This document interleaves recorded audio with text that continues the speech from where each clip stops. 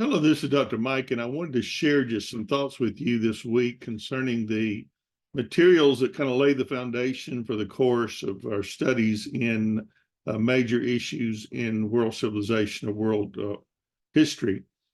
We as Christians have a very distinct worldview that's very different from that which we're surrounded by, the culture we're surrounded by. And so it's important for us to understand that it's not an either or situation, that we understand the world a little bit differently, and we live in this world, we function in this world, and it's important for us to have a very clear understanding.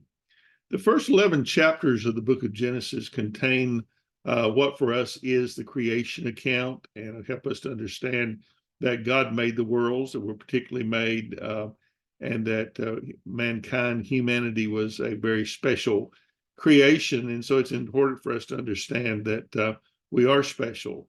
It didn't happen by some big bang or evolution or something of that nature. After man began to proliferate on the earth, they began to live together in cultures, and we do know that they tended to live along rivers, and because water was so essential for their survival, for drink and for food, for cleansing, for ritual cleansing and religion. It was also a major part of what they needed, and so we know that these civilizations grew up along, what we used to call the cradles of civilization. I don't hear that term much anymore, but along the Tigris and Euphrates River, along the Nile River, along the Indus River in India, along the Yangtze River in China. These were the cradles of civilization that produced the great peoples of the world. One of my favorites, and one that you've talked about a little bit this week, is that of the Egyptians. One of my earliest experiences in Egyptian history was a class that I took as an undergraduate in Egyptian history by a visiting professor from Brandeis University. And I got my first taste of understanding something of the grandeur and the beauty and the interesting nature of Egyptian civilization. They went a great deal further in their civilization than, say, the Tigris and Euphrates River civilization or the others, because the others had very different situation. Egypt was interesting because it was protected by the natural environment around it from attacks by outside forces and nations.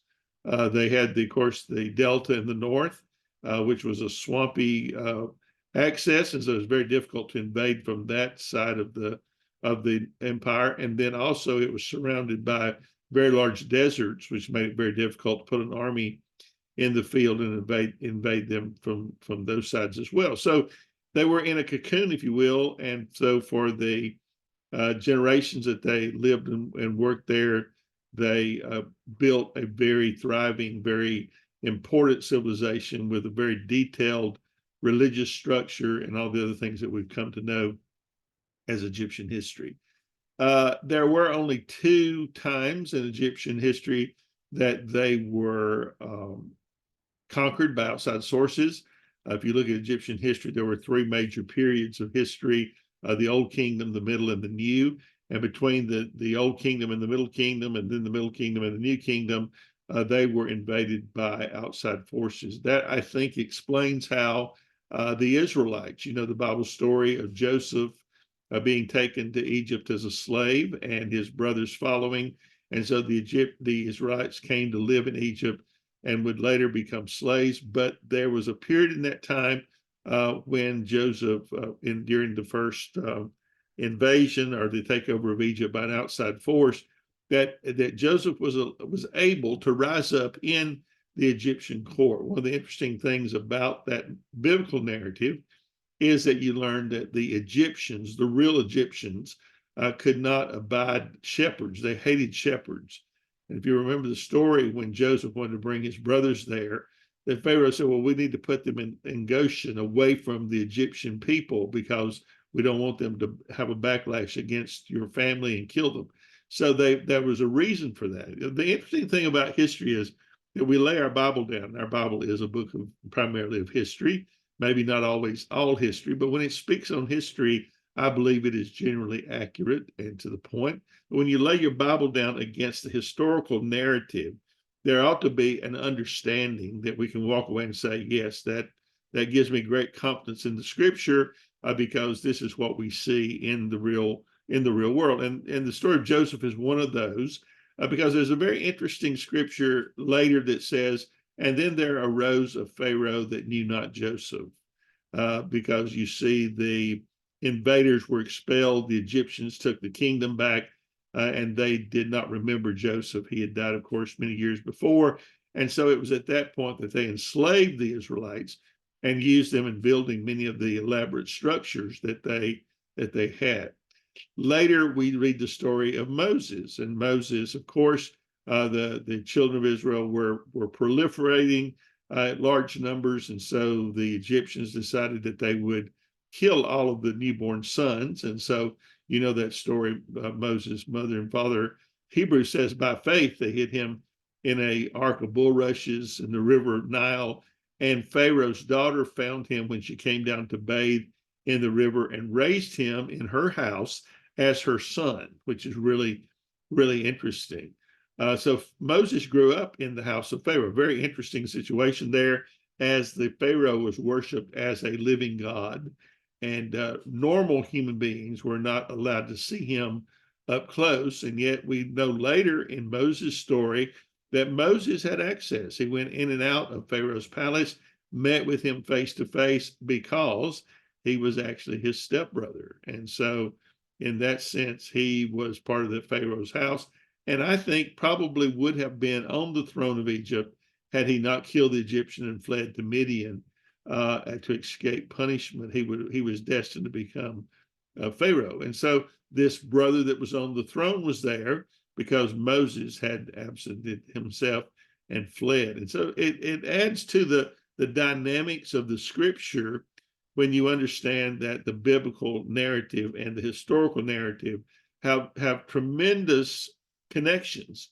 And you will see that time and again as we study these old world civilization connections, that the Bible is as up to date as this morning's newspaper, if you will. So I have great confidence in that. So as you study the Egyptians, you realize that they are marked primarily by their religion, very, very intricate religion. They worshiped the Pharaoh, they worshiped the sun, they worshiped all these entities, and they had a very elaborate system of worship. And of course, the pyramids are part of that, and the pyramids are part of the embalming and the preservation of the human body that mainly Pharaoh and the wealthier Egyptians would need in their next life. They did not do very much for the poor people, but for the wealthy, they would need that in the next life. And so the pyramids have always been a point of elaborate questions for us as we look at that.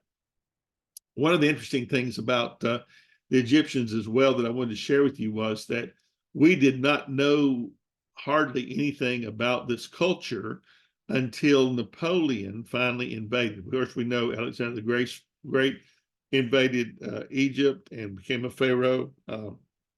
Finally, Napoleon in the early 1800s took Egypt, and they began to see and unearth all of these ruins and all the great things that we found there in Egypt, and sending them back to Europe, and caused a sensation in Europe over the marvelous culture and civilization of these ancient Egyptians, and prompted, I think, the field of archaeology.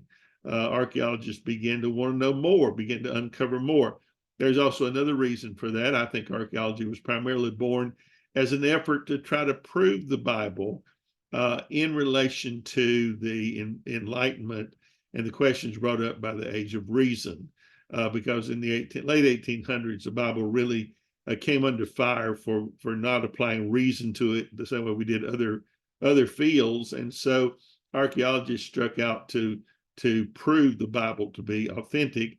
And that's why most of archaeology was and still is in the Middle East, in the Holy Land, in these ancient sites of ancient civilization. I have been to Jericho, where Catherine Coleman, the famous female archaeologist, worked.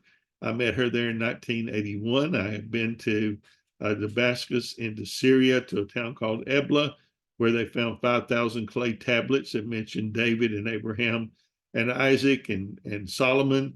and gave the Israelites a very, a much prior claim to the land. I've been to many archaeological sites and seen the stories, the cities that are mentioned in the Bible.